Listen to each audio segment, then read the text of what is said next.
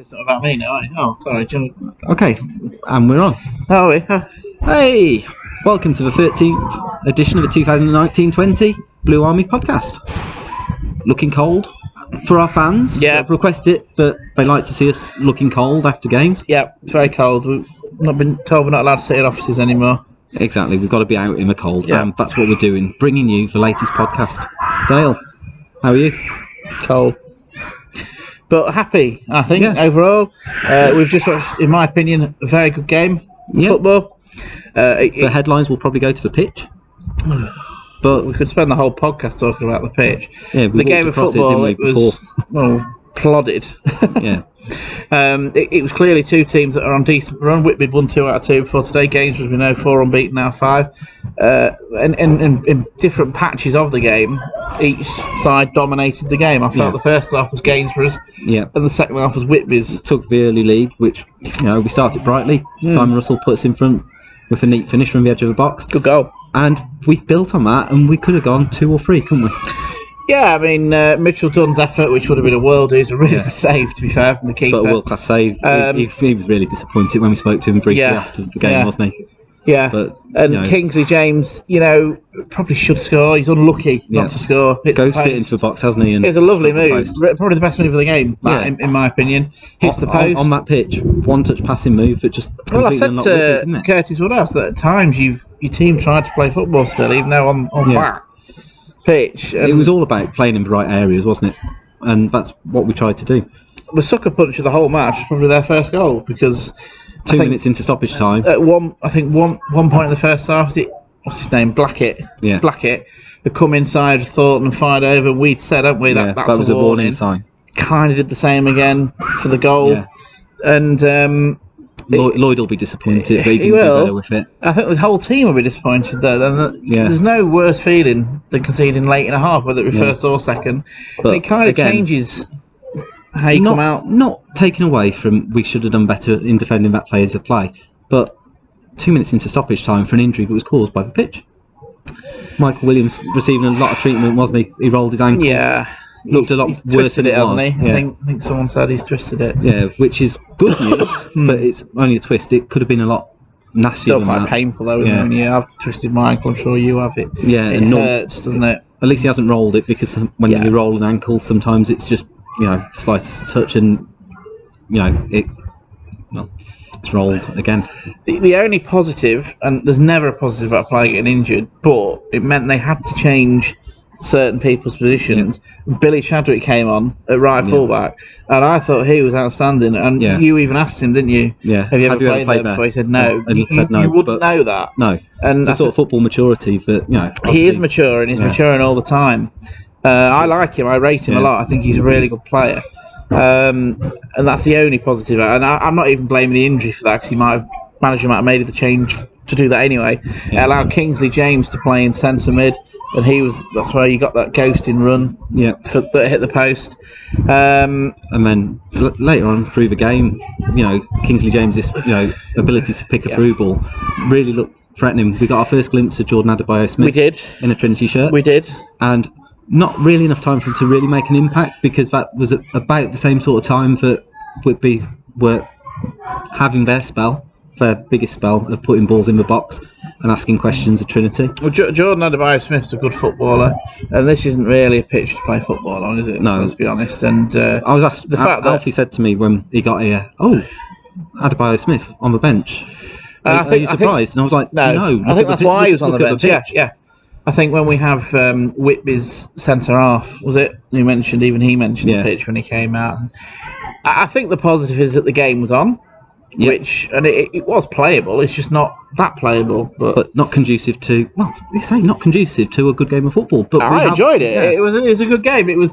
I think the pitch helped make it a decent game. I think the referee probably let a lot more go than maybe he would if the pitch, because the pitch does contribute in sliding and all that, but.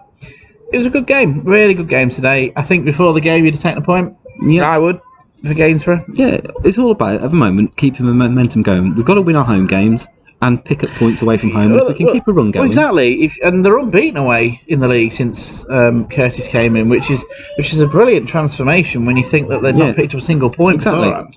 But 4 points from 2 games. a home game and away game, a win and a draw. Okay, should see us safe. Yeah, and obviously, if we can start to pick up maximums away from home. Well, this is it. I've said it 2 or 3 times on the radio today that Whitby are one of these teams. They're like a stalemate in this league. They're always there. They've been in this league for so many years. Yeah. You want to be successful, you need to be beating teams like Whitby. We did earlier in the season. Yep. But 4 points from 2 games again. It is, but I think... Is it a bad return? You could see from Curtis, you could see from Simon Russell that there's a little bit of disappointment that they didn't win there because it was 2 late goals per, one per half. Yeah. I'm a little bit disappointed they haven't won, but I'm also pleased that they've put in the performance there. Yeah. And it's a good point. Lose. Well, I said to you, didn't I? 2-2, the momentum was with Whitby, and I said Gainsborough can't lose this. If they get a point, it will feel good. It is a good point. I know I sound like I'm changing my mind every 5 minutes whether it's a good point or not, but... Yeah, you're sitting on the fence a little bit, aren't you? Yeah. Oh, so 3 draws in the league under Curtis. We've also scored 5 a couple of times. League and Cup. The big changes I feel that has happened since the change of management is in attack. I think... We look a threat, don't we? The first half of the season, they were probably a little bit, maybe a bit scared to attack. They play with quite a bit of freedom. I mean, how many times did Declan Baker, Mitchell Dunn, Greg Smith counter-attack today? It was so good to watch. And it was all a case of... In commentary, you said a few times, about the pace of the 2 wingers. And then you mentioned Smith holding it up, gelling it together. And with time, that would be really good. And then you've got the likes of Curtis Morrison and Adebayo Smith on the bench as well. I mean, attackingly, they've got some brilliant options. They really have. And it was really good to watch. And it's exciting because, it makes defending almost secondary if we can score goals. And I get the impression that's the manager's... Whereas I felt previous management, it was... Don't concede. Make us hard to beat, which again is very effective if it works. And unfortunately for one reason or another... But we weren't scoring enough goals at the other end to make that effective. Exactly, whereas... One mistake was costing us. If you score... Exactly, and you're losing 1-0 or 2-1 quite a lot. But if you're scoring 2 or 3 goals a game, well, and you let in 2, you're still getting something from the game. Yeah. Saying that, defensively, change of shape today. 3-4-3, was it? 3-4-3, 5-2-3, 3-5-2. Just throw numbers at you. 3 at the back. Yeah. With 2 wing backs, so it's a 3 turned into a 5. Yeah. For definite. And then Williamson alongside Thornton and Stanfield. Williamson, who we spoke to, was brilliant. So it's the best I've seen him play since he's been when here. we spoke to him, he said, "Why have you chosen me after this game?" And I said, "Well, to be honest, you were my pick of a centre back." Oh, that was man of the match. I liked that because it shows obviously the disappointment they've not won. He shouldn't blame himself. No, of course not. Because at the end of the day, I think, as he said in the interview, that the legs all over the place in that box. Yeah. Whitby wanted a penalty, didn't they? And just edging to give. Because as Curtis said, they didn't have that many chances on target. Saying that, I thought they, as you said, they were well on top, weren't they? At 2-1. But we weathered that storm, and he feels guilty. We'd have crumbled before, wouldn't we? Well, yeah. And it's just that little bit of extra resolve that. And I think him and Thornton and Staino are built for games like this. It was very physical today. It was good, and I thought defensively, they let in 2 goals, but I thought they played well. And it's a decent point. Whitby good at home. They've just beat the league leaders here last time they played. Exactly. Well, the team sheet said that we were South Shields. So I'd take some of their players, to be honest, wouldn't you? I think they'd take some of ours. Would they? Form. Well, we got a point here. They couldn't. It's true. It's a good point. It was a good point. But so it leaves Gainsborough. Today was a good point. It was a good point. So it leaves Gainsborough 20th in the table. Yeah. Still. So you and I, in our last podcast, didn't really know what's going on. What happened. So I'll let you discuss what Mr. Rudkin has informed us. How relegation has worked out in the 2019-20 season. It's worked out based on the 4 teams at this level: the Isthmian League, the Southern League, the Central League, and the Northern Prem. Taking the 4 teams that finish in third place, third from bottom, the worst points per game ratios go down. 1 of the 4 stays up. It's the team with the best points per game ratio.